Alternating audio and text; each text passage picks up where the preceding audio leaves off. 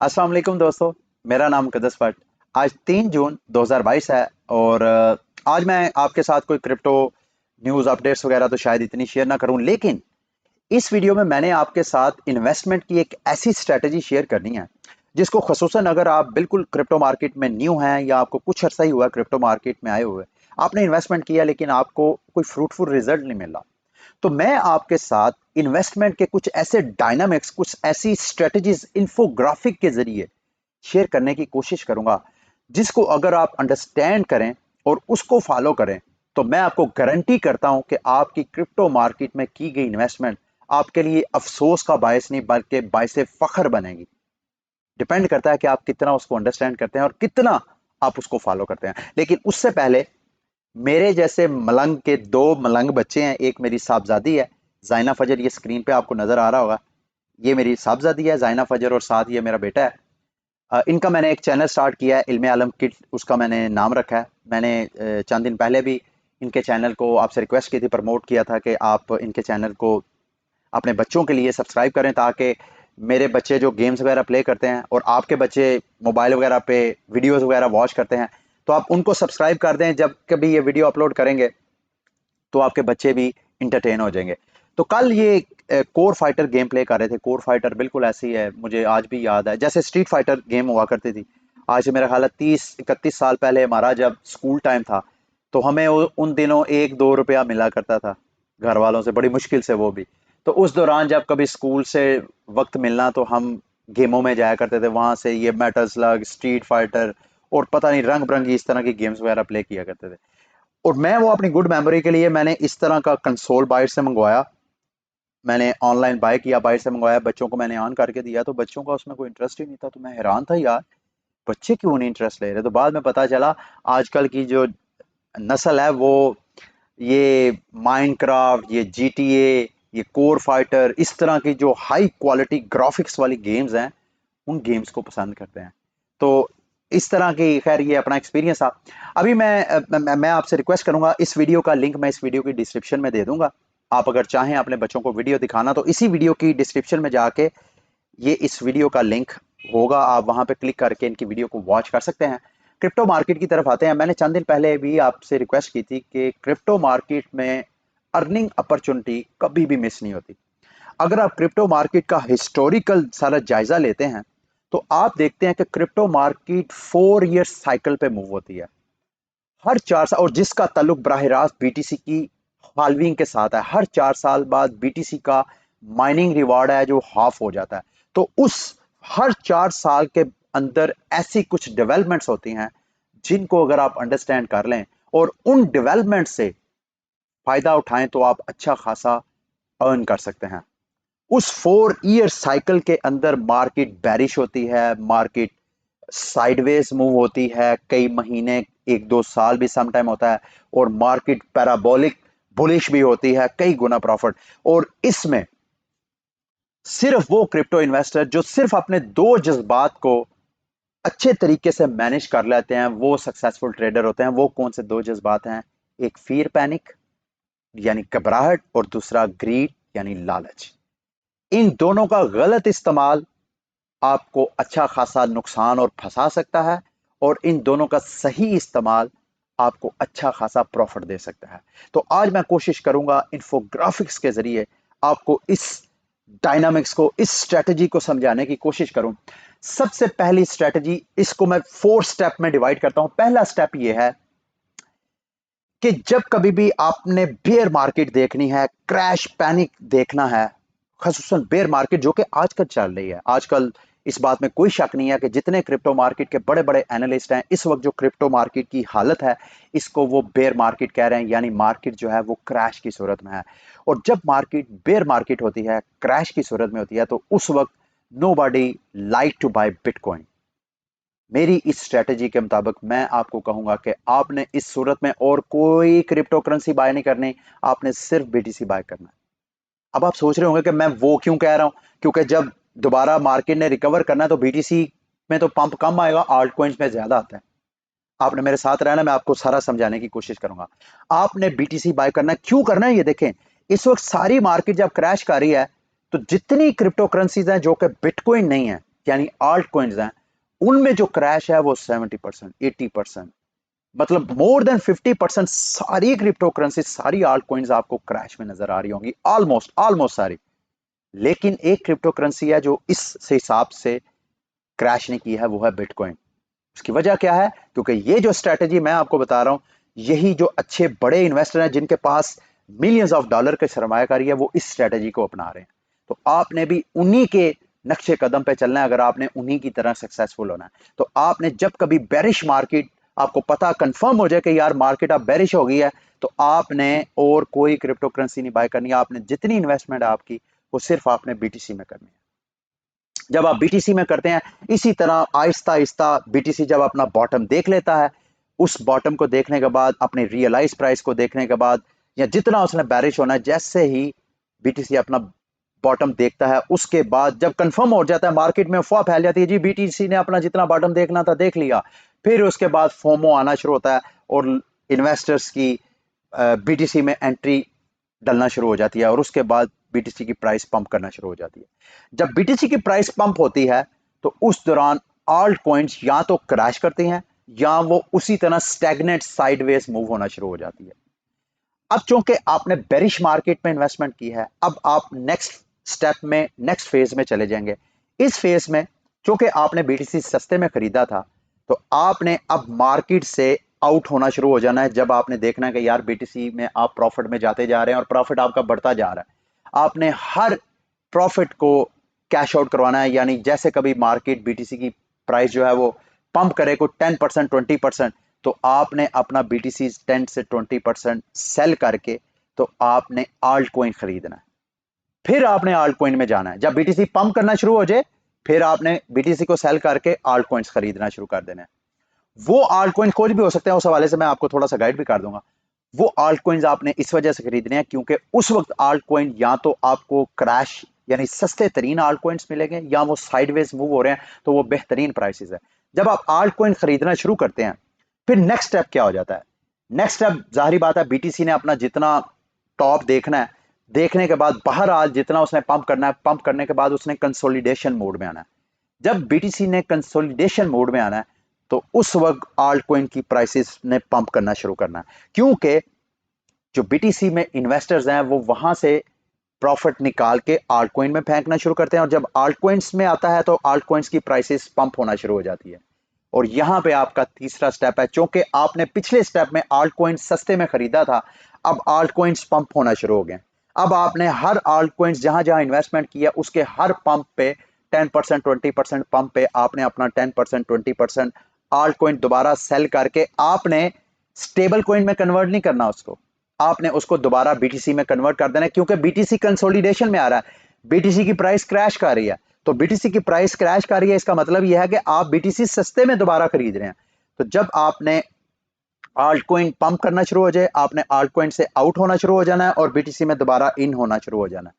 जब आपने ये काम करना है, तो फिर अगला स्टेप, चौथा स्टेप आपका ये होगा, the rate of new participant. और ये जब आल्ट कॉइन सीजन शुरू होता है, उस वक्त क्रिप्टो मार्केट के अंदर वो इन्वेस्टर आ जाता है जिसने कभी क्रिप्टो मार्केट की अलिफ बे भी नहीं पढ़ी होती, जिसको आप नो कॉइनर्स बोल सकते हैं। वो दूसरे बहन भाइयों, रिश्तेदारों, फ्रेंड्स की स्टोरीज को सुन के, यार मैंने फलां क्रिप्टो कॉइन में $1000 इन्वेस्ट किया था, वो मेरा $12,000 हो गया, इतना ज्यादा गेन। तो फिर उस तरह के लोग जब आना शुरू करते हैं, तो चूंकि उस वक्त बहुत देर हो चुकी है, हर क्रिप्टो करेंसी अपने 20%, 100%, 200%, 500% पंप हो रही हो चुकी होती है। और वो बेचारे जब आ रहे होते हैं फोमो में आके, स्टोरी सुन के, वो हाईएस्ट प्राइस पे खरीद रहे होते हैं और आपने वहां से निकलना होता है। तो जब चूंकि आपने दोबारा आल्ट कॉइन पंप पे अपने आप को एग्जिट किया था और बीटीसी में एंट्री डाली थी, अब वो जब सारे आते हैं, तो ये वो सिचुएशन होती है जब आपने मार्केट से मुकम्मल आउट होना होता है। अब आपने अपना जो बीटीसी कंसोलिडेशन में सस्ते दामों में खरीदा हुआ था, वो बीटीसी आपने सेल करना है। और चौथे स्टेप में आपने बीटीसी, जब आल्ट कॉइन्स भी pump, alt coin season start हो गया हो, प्राइसेस पंप हो रही हो, तो आहिस्ता आहिस्ता आपने बीटीसी सेल करके, अब वो टाइम है, आपने अपने बीटीसी को जो आपने सस्ते में खरीदा था, उसको आपने स्टेबल कॉइन में कन्वर्ट कर लेना। और उसके बाद आपने दोबारा इन्वेस्टमेंट नहीं करनी है, आपने अगली जो बेयर मार्केट है उसका इंतजार करना है जब कभी, और मार्केट में न्यूज अपडेट्स इंफॉर्मेशन पे एक्सेस रखें। जैसे ही आपको बेयर मार्केट का शोर मार्केट से आना शुरू हो जाए, फिर आपने आहिस्ता आहिस्ता इस बीटीसी एक्यूमुलेशन, और यही इसी साइकिल को अगर आप रिपीट करते रहें तो मेरे दोस्तों भाइयों, आप कभी क्रिप्टो मार्केट में लेट नहीं है और हमेशा आप कई गुना इस मार्केट से प्रॉफिट निकाल सकते हैं। ठीक है, उम्मीद करता हूं इस हवाले से आपको ये स्ट्रैटेजी अच्छी खासी समझ आ चुकी होगी। अच्छा, कुछ और चीजें हैं मैं चाहता हूं आपको बता दूं। जो अ, दो किस्म की इन्वेस्टमेंट अप्रोच होती है, एक को आप डंप मनी ट्रेड्स बोलते हैं, एक आपको स्मार्ट मनी ट्रेड्स बोलते हैं। जो अच्छा ट्रेडर, अच्छा इन्वेस्टर होता है, उस वो मार्केट में कैसे एंट्री, मार्केट से कैसे एग्जिट होता है, वो मैंने आपको इस इन्फोग्राफिक्स के जरिए बताना। जो बंदा, जैसे मैंने आपको स्टार्ट में पिछली थोड़ी देर पहले बताया कि जो नो कॉइनर्स है, जिसका क्रिप्टो मार्केट से कोई ताल्लुक नहीं है, जब वो टॉप पे खरीद लेता है और मार्केट उसके बाद क्रैश कर रही होती है, जब अच्छे इन्वेस्टर मार्केट से आउट हो रहे होते हैं तो वो फंस रहे होते हैं, तो उनकी चूंकि प्राइसेस जो है वो इन्वेस्टमेंट नुकसान में जा रही होती है, तो वो alt coin, socks alt coin में इन्वेस्टमेंट करनी नहीं चाहिए, ये स्कैम है, ये फ्रॉड है क्रिप्टो मार्केट, तो वो ये रोना धोना शुरू करते हैं। जब वो दो रहे होते हैं, वो सेल आउट कर रहे होते हैं, कैपिचुलेशन हो रही होती है, उस वक्त मार्केट बैरिश हो रही होती है। जब बैरिश हो रही होती है तो फिर दोबारा वही स्मार्ट इन्वेस्टर मार्केट में एंट्री डालता है। जब वो एंट्री डालता है तो फिर प्राइस पंप होती है। जब प्राइस पंप होती है, वो कहता है ओहो, ये वाला फलां क्रिप्टो कॉइन तो बड़ा पंप कर रहा है, मेरा ख्याल है ये पंप करेगा, तो वो उसमें पैसा फेंकता है। जैसे ही वो पैसा फेंकता है, फिर वो टॉप से खरीदता है, फिर टॉप से खरीदता है, फिर उसके बाद वो क्रैश होती है, फिर दोबारा स्कैम, स्टूपिड, ये क्या, फिर वो मार्केट को बुरा भला कहना शुरू कर देता है। तो आपने इस तरह की कोई अप्रोच नहीं अपनानी है। एक सिर्फ आपने काम करना है कि जब आपने आल्ट कॉइन में इन्वेस्टमेंट करनी है, तो आपने जिस आल्ट कॉइन में इन्वेस्टमेंट करनी है उसके फंडामेंटल्स को आपने स्टडी करना है। तो आगे ये मैं आपके साथ एक चार्ट शेयर करूंगा कि जैसे कैसे आप क्रिप्टो करेंसीज के हवाले से रिसर्च कर सकते हैं। ये बेसिक बेसिक आइडियाज मैं आपके साथ शेयर कर देता हूं। बाकी डिटेल इस हवाले से मैं कई बार वीडियोस बना भी चुका हूं। आइडिया नंबर 1 है कि क्या जिस आप आल्ट कॉइन में इन्वेस्टमेंट कर रहे हैं, क्या वो एक हॉट ट्रेंडी क्रिप्टो करेंसी है या नहीं। क्रिप्टो करेंसी में भी मुख्तलिफ किस्म के नैरेटिव्स होते हैं, हर साइकिल में एक डिफरेंट नैरेटिव होता है। अभी अगर आप डिफरेंट किस्म के नैरेटिव जो बयानिए हैं, जैसे एक सियासी बयानिया होता है, हमारे क्रिप्टो मार्केट के कितने बयानिए हैं, कितने नैरेटिव्स हैं, वो मैं आपको बता देता हूँ। एनएफटीज भी एक बहुत बड़ा नैरेटिव है, एक बहुत बड़ा बयानिया है, एक नया रेवोल्यूशन है जी, एनएफटीज आके पूरी दुनिया को रेवोल्यूशनाइज कर देगा। तो आप ऐसी क्रिप्टो करेंसीज जो कि एनएफटीज बेस्ड हैं, उनको देख सकते हैं कि भाई इस वक्त क्या एनएफटी का क्रेज है मार्केट में। अगर एनएफटी का क्रेज है तो उनके क्रिप्टो करेंसीज को स्टडी करना शुरू कर दें कि मार्केट की कौन कौन से ऐसे क्रिप्टो प्रोजेक्ट्स हैं जो कि एनएफटीज हैं, यानी कौन से ट्रेंडी टॉपिक के ऊपर बनने वाले अच्छे प्रोजेक्ट्स हैं, आप उनको स्टडी करना शुरू कर दें। इसी तरह Polkadot, Eth killer, Ethereum को किलर करने के लिए जैसे सोलाना, एड कार्डानो, पोल्का डॉट, जैसे टेरा, ये सारे ईथ किलर के नाम हैं। जैसे एवलांच, जैसे इस तरह के जितने ये ईथ किलर हैं, ये भी एक तरह का नैरेटिव है। इसी तरह स्केलिंग इथीरियम के ऊपर लेयर 2 सोल्यूशन जैसे पॉलीगॉन वगैरह, जैसे ऑप्टिमिज्म है, कल परसों 2 दिन मैंने ऑप्टिमिज्म के ऊपर वीडियो बनाई है। फिर ओरेकल बेस्ड क्रिप्टो प्रोजेक्ट्स जो कि प्राइसिंग वगैरह की इंडेक्सिंग के लिए यूज होते हैं। फिर गेमिंग प्रोजेक्ट, ये भी एक नैरेटिव है, ये भी एक तरह का ट्रेंड है क्रिप्टो मार्केट में, गेमिंग प्रोजेक्ट का आजकल। तो इसके अलावा आइडेंटिटी, प्राइवेसी, डाटा, जैसे फाइल कॉइन वगैरह, इस तरह के डीफाई प्रोजेक्ट्स, ये आपने सारे नेगेटिव जितने नैरेटिव्स हैं उनको देखना है कि इनमें से कौन सा नैरेटिव ऐसा है जो कि ट्रेंड में है। जो ट्रेंड में है उनमें फिर फिल्टर करना शुरू कर दें कि कौन सा प्रोजेक्ट ऐसा है जिसमें जाना है। और अच्छा, उस जिस नैरेटिव को आप फाइंड आउट कर लेंगे, अगला स्टेप है आपका कि आप जिस प्रोजेक्ट पे कर रहे हैं, देखें कि क्या वो इनोवेटिव भी है कि नहीं, क्या वो डिसरप्टिव भी है कि नहीं। जो ऑलरेडी मार्केट में उस नैरेटिव के हवाले से क्रिप्टो करेंसीज हैं, क्या उनसे सबसे हट के वो नया एक आइडिया लेके आया है कि नहीं। क्या वो पुराने सारे जो प्रोजेक्ट्स हैं उनको एकदम डिसरप्ट टेक्नोलॉजी को कर रहा है कि नहीं, ये भी आपने वॉच करना है। फिर उसके बाद उसकी स्पेस कितनी क्राउडेड है, ये भी आपने वॉच करना है। बाकी ये सारी आपको स्क्रीन पे लिखा हुआ नजर आ रहा है। टीम को आपने लाजमी देखना है कि जो टीम है, क्या वो टीम छुपी हुई है या कि ओपन है। अगर ओपन है तो उनके सोशल मीडिया पे उनकी फॉलोइंग कितनी है, वो भी आपने लाजमी वॉच करना है। फिर उसके बाद क्या वो किसी के साथ उनकी पार्टनरशिप है या नहीं उस क्रिप्टो प्रोजेक्ट की जहां आप कर रहे हैं। अगर पार्टनरशिप है तो मार्केट के कौन से बड़े बड़े इन्वेस्टर हैं या वेंचर कैपिटलिस्ट इदारे हैं जो कि जिन्होंने इनके साथ पार्टनरशिप की है, इन सारी चीज़ों को भी आपने वॉच करना है। उसके अलावा कम्युनिटी को देखें, उनके सोशल मीडिया जो प्लेटफॉर्म है उनको देखें, प्राइसेस को देखें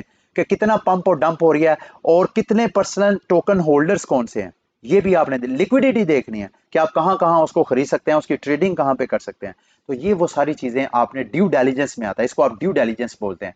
तो आपने ड्यू डेलिजेंस करनी है जब आपने आल्ट कॉइन में इन्वेस्टमेंट करनी है। और आल्ट कॉइन के हवाले से एक अगर आपके जहन में आया कि कौन सा ऐसा कैसे हम ये देख सकते हैं कि आल्ट कॉइन कब स्टार्ट हो रहा है, क्रिप्टो मार्केट में आल्ट कॉइन कब स्टार्ट हो रहा है, उसका हमें कैसा पता चलेगा। ये मुख्तलिफ फेजेज हैं आल्ट कॉइन के स्टार्ट होने के, वो मैं आपको बता देता हूँ। फेज 1 में पैसा जो है, मैंने आपके साथ पहले भी बताया था कि जब कभी क्रिप्टो मार्केट में नया इन्वेस्टर आता है तो मोस्ट प्रोबेबली जो समझदार इन्वेस्टर होता है, जिसके पास अच्छा खासा सरमाया होता है, वो सबसे पहले बिटकॉइन और या इथेरियम में वो इन्वेस्टमेंट डालता है। तो फेज 1 में बीटीसी के अंदर पैसा आता है मार्केट में।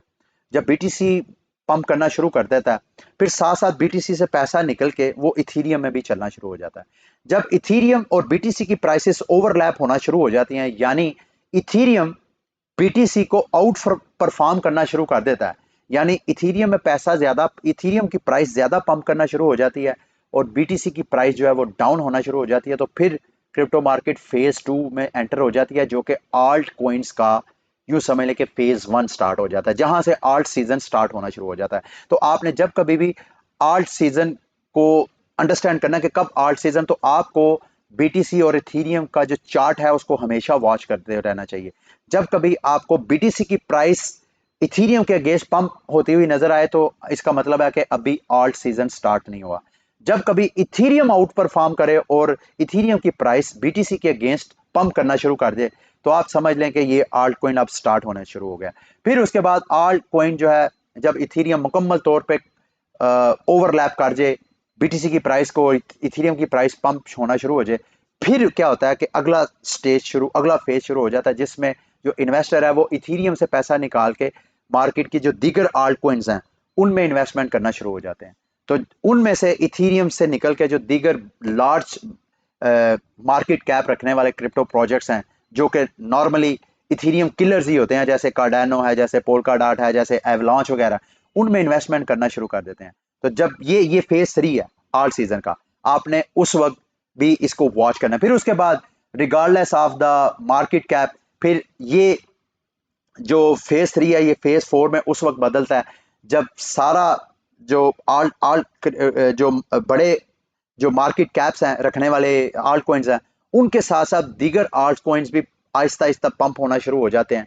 तो ये वो आल्ट कॉइन्स की टॉप होती है, जिसके अंदर ना सिर्फ मीम कॉइन्स बल्कि जो पुराने साल हर साल पुराने डेड कॉइन्स, उनकी प्राइसेस में भी 100% 200% आपको पंप होता हुआ नजर आता है। तो ये वो सीजन होता है ये वो वक्त होता है जिसमें मैंने आपको बताया था कि आपने मार्केट से आउट होना है। लास्ट में मैं आपसे दोबारा एक बार फिर रिक्वेस्ट करूंगा, चंद दिन पहले मैंने एक वीडियो बनाई थी, तो मैंने आपको कहा था कि अगर इस क्रिप्टो मार्केट ने मैच्योर होना है तो इसको अपना जो पेयर स्टैंडर्ड है वो चेंज करना पड़ेगा। हमें क्रिप्टो करेंसीज की जो ट्रेडिंग का हमारा स्टाइल है कि हम यूएसडीटी या बीयूएसडी स्टेबल कोइन के साथ हम ट्रेडिंग पेयर बना के ट्रेडिंग करते हैं, हमें ये ट्रेंड चेंज करना पड़ेगा। हमें मार्केट में कोई ऐसी क्रिप्टो करेंसी को एक स्टैंडर्ड बना लेना चाहिए जिसके साथ हम सारी जो अपने टोकन्स हैं उनकी ट्रेडिंग को लर्न करें।